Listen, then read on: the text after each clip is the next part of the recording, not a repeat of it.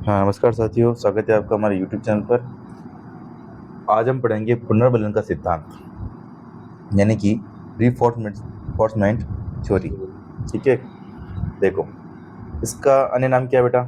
चालक न्यूनता का सिद्धांत, यानी कि ड्राइव रिड्यूशन थ्योरी, आवश्यकता न्यूनता का सिद्धांत, यानी कि नीड रिड्यूशन थ्योरी, यानी कि कुछ आवश्यकता होगी तभी आप सीखोगे, है ना।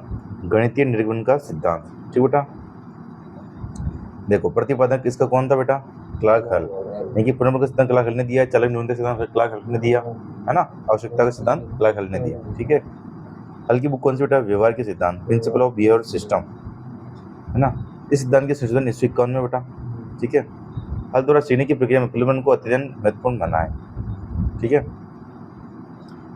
पुनर्बलन मतलब कि कुछ सीख रहा है, जैसे कि मतलब कि भी पुनर्बलन का सिद्धांत मतलब ऐसा हो गया, मतलब कि जैसे मैं आपको बोल दूं ये पार्ट याद करके लाना, मैं आपको कल 50 रुपये दूंगा, तो वहाँ पर पुनर्बलन क्या हो गया? 50 रुपये। ठीक है, यानी कि वो कहते हैं कि पुनर्बलन के द्वारा बच्चा जल्दी सीखेगा और अच्छा सीखेगा। ठीक है, फिर देखो प्राणी में जब कोई आवश्यकता उत्पन्न होती है तो उससे संबंधित चालक भी उत्पन्न होता है। ठीक है, सीखने की प्रक्रिया में चालक को के महत्व को हल ने बताया है। ठीक है, देखो जब कोई आवश्यकता उत्पन्न होगी तभी तो चालक उत्पन्न होगा। चालक मतलब कि जैसे कि आपको भूख लग रही है ना। ठीक है, भूख लग रही है ना, तो भोजन आपकी क्या है? आवश्यकता। ठीक है, तो ये आवश्यकता क्या होगी कि भोजन, भूख क्या हो गया? चालक। ठीक है, आपको आवश्यकता भोजन की पड़ेगी तब आपको अपने अंदर क्या उत्पन्न होगा? चालक। ठीक है, अब आपके अंदर जैसे कि आपको चाहिए नौकरी, तो नौकरी तो क्या होगी बेटी? आपकी आवश्यकता, है ना। अब उसके फिर आपको मेहनत करोगे, मेहनत क्या है आपकी? चालक, है ना। सीखने की प्रक्रिया में चालक के महत्व को हल ने बताया है। ठीक है, पुनर्बलन प्राप्त होने पर प्राणी की आवश्यकता की पूर्ति हो जाती है, साथ ही संबंधित चालक की भी संतुष्टि हो जाती है ना। मतलब कि भी आवश्यकता की पूर्ति हो गई, देखिए आपको बिजली से नंबर गया तो चालक की क्या होगी? संतुष्टि हो जाएगी। अब आपकी मेहनत आप कर रहे हो तो उसको संतुष्ट मिल जाएगा आपको। ठीक है ना। अब आवश्यकता जैसे कि भोजन आपको मिल गया, है ना। भोजन क्या था? आवश्यकता, है ना, ये आवश्यकता। ठीक है, और चालक, चालक क्या है? भूख। आपको भोजन मिल गया तो चालक संतुष्ट हो जाएगा, नहीं कि भूख क्या हो जाएगी? संतुष्ट। ठीक है, तो चालक की संतुष्टि हो जाएगी। समझ में आया? देखो, अतः आवश्यकता की स्थिति में अभिप्रेरणा उत्पन्न होने पर प्राणी की क्रियाएं उद्देश्यपूर्ण हो जाती हैं, तथा क्रिया करने से यदि उसकी आवश्यकता की पूर्ति होती है तो वह उस क्रिया को दोहराएगा। ठीक है, अब देखो आप रोटी क्यों खाते हो? इसकी बाटा क्यों नहीं खाते आप? ठीक है, तो देखो भोजन क्या है? आवश्यकता।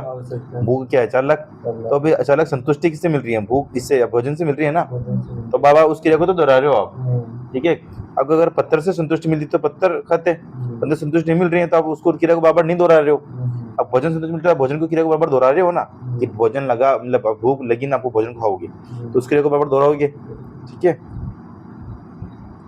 इस प्रकार उसे पुरस्कार स्वरूप पुनर्बलन की प्राप्ति होती है। जिस प्रक्रिया को किए जाने पर पुनर्बलन प्राप्त होता है, प्राणी उस क्रिया को बार बार दोहराएगा, है ना।